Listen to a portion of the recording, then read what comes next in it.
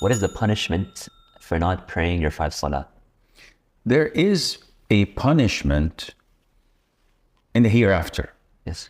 Prescribed punishment in this dunya is not there because it is something up to the judgment of the Muslim ruler or the Muslim judge. If your case was brought in front of them and you still refuse to pray. See, theoretically, a person who doesn't pray at all is not a Muslim. So can you clarify that? Is it at all, as in they abandon all the salah, or is it one salah? This is not rapid fire, right? Yes, sorry, I get me. Okay, forgive me. The Prophet ﷺ said, بين المرء والكفر أو الشرك ترك الصلاة. Between an individual and a shirk or disbelief is abandonment of salat. In another narration, he said, whoever abandons salat is a kafir, is a disbeliever. Yes. Now, this is theoretical because in practice, I could come and say, okay, Layth doesn't pray. How do you know? I've worked with him 20 years in the office. I never seen him pray Dhuhr or Asr. And his wife comes and says, Layth doesn't pray. How do you know? Maghrib and Isha, he never prays. So can I label you as a kafir? The answer is no. Because you could pray on your own in a place that's secluded, nobody sees you, it's between you. How in practice would I label you as a kafir if I bring you in front a tribunal or a judge and he say, pray. And you say, nope, I don't want to pray. Why? So I don't believe in prayer. Yeah. And I show you, listen, this is in the Quran, this is in the Sunnah. If you don't pray, you're a kafir. I said, no, I'm not a kafir. I believe in Allah, but I don't want to pray. Okay, here's the executioner. He's got that sword. We're going to chop your head off. Said, I believe in prayer, but I'm not going to pray. Now you're a kafir. So in practice, it's pretty difficult to label someone as a kafir.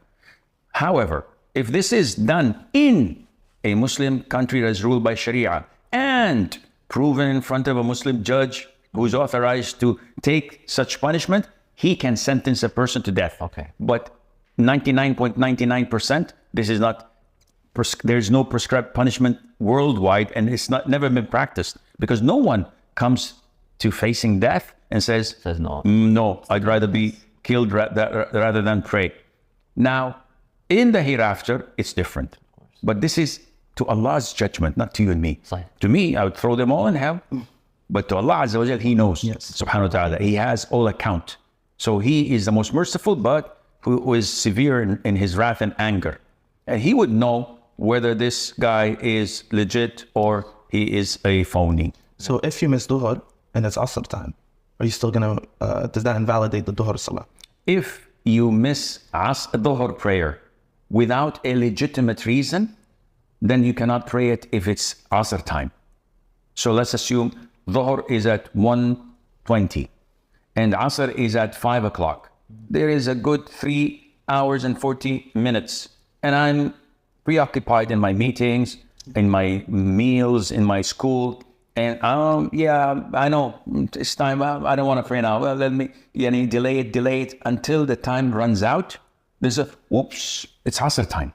Let me pray my Dhuhr. No, it's not accepted. Even if you pray 100 rak'ah, it's not going to be accepted from you. Why? Because the Prophet ﷺ said, whoever oversleeps a prayer or forgets it must pray it as soon as he remembers it. There is no expiation for that other than doing so. Now, oversleeping and forgetfulness are forgiven by Allah. These are legitimate reasons. Yet the Prophet said, there is no expiation.